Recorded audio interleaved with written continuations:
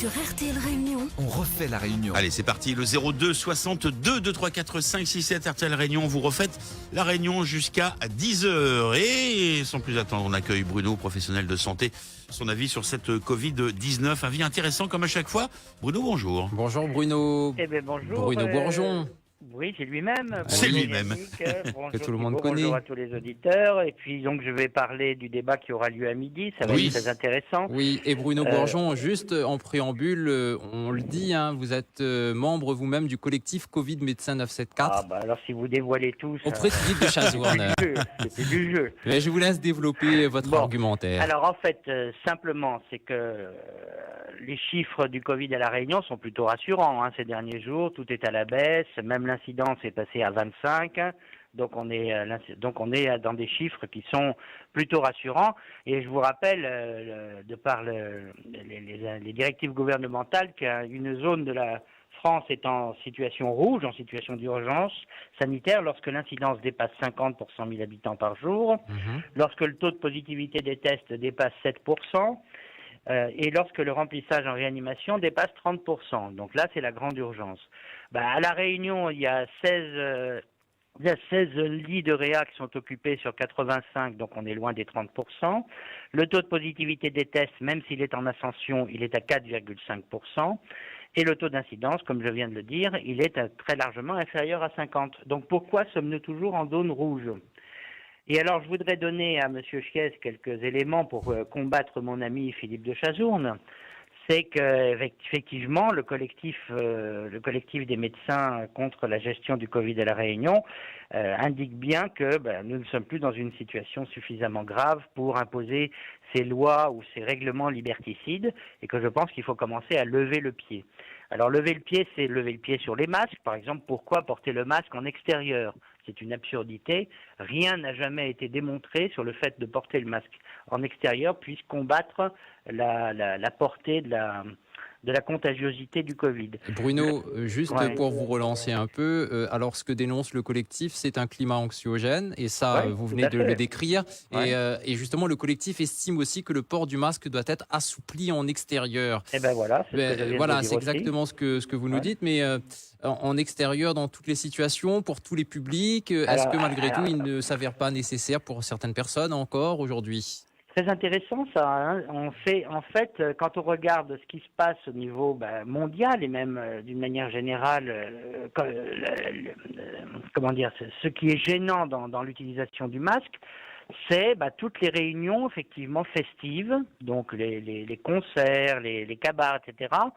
Toutes les réunions sportives, vous voyez que tous les stades sont désertiques, donc ça, je trouve ça c'est dramatique pour l'activité sportive. Et effectivement, on peut se poser la question si jamais ça n'était pas le cas, est-ce que ça relancerait l'épidémie ? Alors, je ne peux pas répondre à ça parce qu'on est dans les si.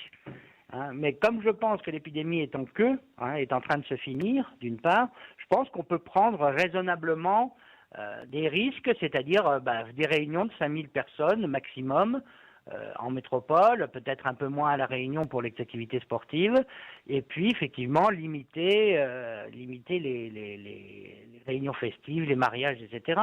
Mais les interdire, est-ce que ça vaut le coup de les interdire ? Après, on se base sur des tests. Or les tests, il y a deux remarques qu'on peut faire sur les tests. La première, c'est qu'il y a des faux positifs, donc on se base sur des chiffres qui déjà au départ sont faux. Et deuxièmement, dans les positifs, il y a des variations. C'est-à-dire qu'en fait, le test, c'est un test PCR, c'est-à-dire qu'il faut une amplification du signal ARN du virus prélevé au fond de la gorge. Et cette amplification dépend d'un certain nombre de cycles par la machine qui s'appelle le thermocycleur. Donc c'est un nombre de cycles. Plus on fait de cycles, plus on va rechercher, plus on va trouver des brins d'ARN du virus. Et donc, on aura, pour des cycles... un nombre de cycles important, on aura une faible signal ARN et donc pas forcément un virus. On aura des brins d'ARN, pas forcément un virus et pas forcément une contagiosité. Ça a été démontré et le chiffre semble être entre 30 et 35 cycles d'amplification. Au-dessus, ce qu'on fait à La Réunion, 40 ou 45, on nous signale une positivité alors qu'on ne sait même pas s'il y a une contagiosité.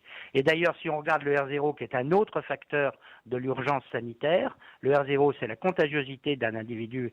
Combien peut-il contaminer d'autres individus? À La Réunion, il est inférieur à 1, et ce depuis plusieurs semaines. Il est à 0,85. Bruno, et je enfin, vais vous dire... Oui, pardon, dernier point, Yannick, je je finis là-dessus. C'est la place de la médecine générale qui est complètement squeezée dans cette affaire.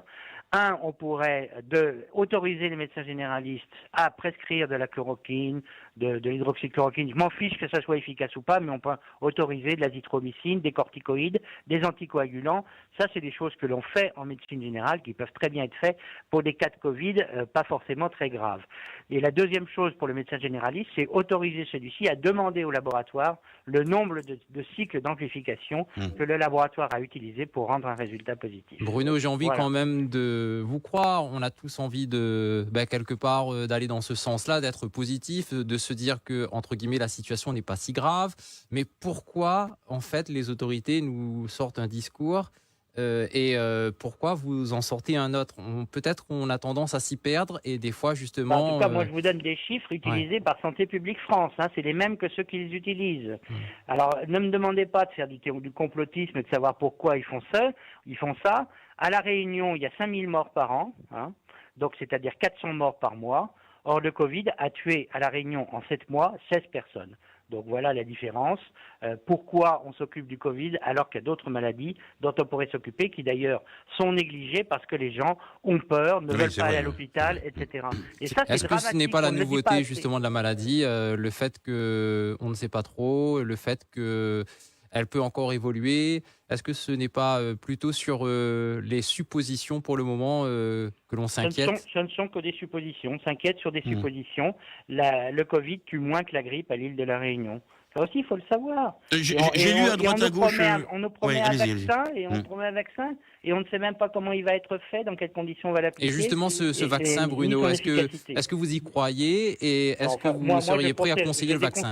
Moi, je déconseillerais à mes patients de se vacciner contre le Covid. C'est rare chez un médecin, ça. Eh ben oui, je déconseillerais parce que à la limite la grippe, d'ailleurs, vous savez bien, si on reprend le vaccin contre la grippe, on a demandé d'ailleurs une extension de la campagne de vaccination antigrippale à La Réunion, ce qui est une stupidité absolue, puisque la grippe est déjà passée à La Réunion. Le pic est terminé là, de ce côté-là? La période de la grippe, c'est mai, juin, juillet. Il n'y a pas eu beaucoup de cas, finalement, parce qu'il y a des gestes barrières. Pourquoi il n'y a pas eu beaucoup de cas? Parce qu'il y a eu beaucoup de masques. Donc, comme quoi, ça protège, on est bien d'accord. Et je suis le premier à dire que le masque protège. Quand on dit le masque ne protège pas, c'est faux. Et pareil pour la gastro-entérite et compagnie, quelque part. Vu qu'on ne se touche plus maintenant, qu'on se dit plus bonjour, etc. Pourquoi faire une extension de campagne vaccinale contre la grippe alors qu'il n'y a plus de grippe? Eh bien, tout simplement parce qu'il faut écouler les stocks. C'est encore une stupidité. Voilà, c'est ça, mais en fait, ça ne sert à rien. Tiens, j'ai une petite question à l'échelle mondiale, Bruno. En Inde, c'était catastrophique il y a quelque temps. Ça se passe comment? C'est en train de s'atténuer, de s'amoindrir. C'est-à-dire qu'il y a de moins en moins de nouveaux cas. C'est environ quand même 40 000 par jour. Oui, c'est à l'échelle du pays. C'est à l'échelle du pays. Et c'est moins de 1000 morts par jour. Donc il y a très peu de morts pour le nombre de nouveaux cas, 1 sur 40e. Donc ça fait un taux de létalité de 2,5%. Ce qui retrouve les chiffres mondiaux actuels. Je vous rappelle qu'au printemps boréal, dans l'Occident et particulièrement en France, le taux de létalité était autour de 16%.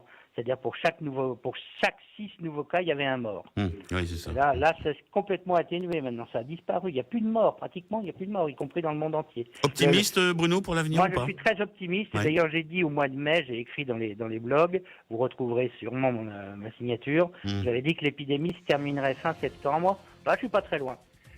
On espère en tout cas.